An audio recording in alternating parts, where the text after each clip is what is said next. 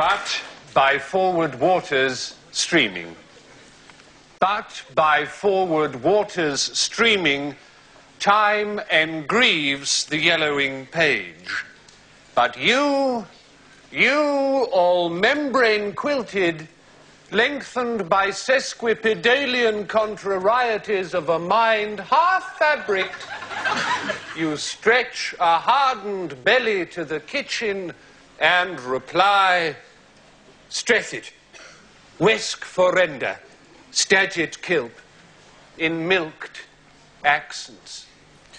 Thank you. As most of you will know, those 24 poems were taken from our Rivermaster trilogy. And thank you also for paying such attention. You know, some audiences would have simply got up and gone home. And thank you also to the governor for allowing us to include Parkhurst on our lecture floor. What an enchanting setting for a maximum security prison, I must say. You know, many, many years ago, we were talking to an old friend. We won't tell you his name. Oh, Hugh, don't be coy. Am I being coy? You're being coy. Perhaps I am, yes. It was T.S. Eliot. Tommy Eliot.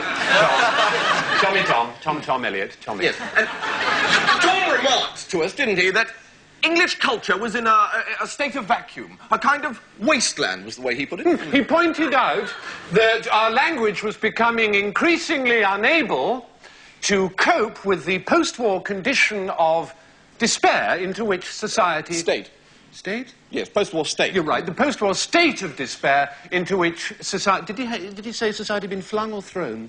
Ah, well, he said it twice, but I think it was flung both times. The post-war state of despair into which society had been flung. He also said... Well, you tell them what he said, Hugh. He was much more your friend than mine. Oh, now, don't do yourself down, Stephen. Tom had a great respect for you. I always felt he was half afraid of me.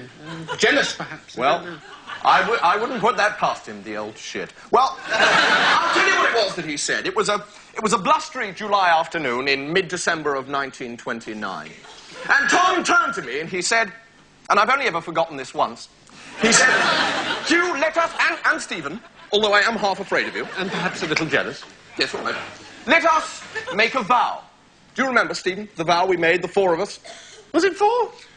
Ah, well, yes, you're right. I suppose it was 3, but if you remember, at the beginning, Douglas Bader was as committed as any of us, although he later went on to explore his own avenues of expression. Anyhow, the vow we made was that we would not rest until some of Tom's poems had been set to music, however roughly, and performed with no small amount of colour and movement on a Broadway or West End stage. And I don't think it would be being immodest to say that with productions of Cats already running on Broadway and in the West End, some other bastard has cashed in before we had the I don't know if you knew this, Stephen, but I recorded that famous day in my diary. Or commonplace book. I didn't know that. You didn't, did you? I didn't know that. I didn't know that. No, I thought not. No. So, if the screws are agreeable... Oh, the screws are very agreeable. Perhaps this might be a help to those serving longer sentences for crimes of violence. Thursday, July the 90th. Tommy Eliot, Douglas Bader, Stephen and I to Parliament Hill Fields for a picnic. Below us, in the distance, London lay sprawled out like some vast capital city and major commercial centre.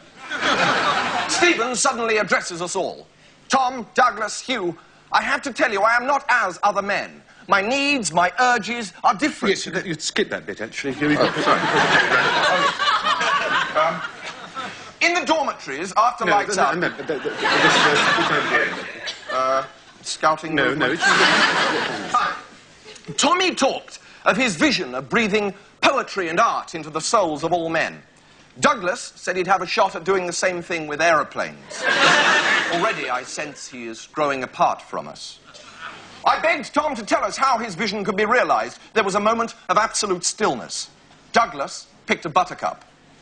Why people leave buttocks lying around, I've no idea. At last, Tom spoke. Hugh and Stephen, you are both of you better poets than I can ever be. You must share your world of art with all.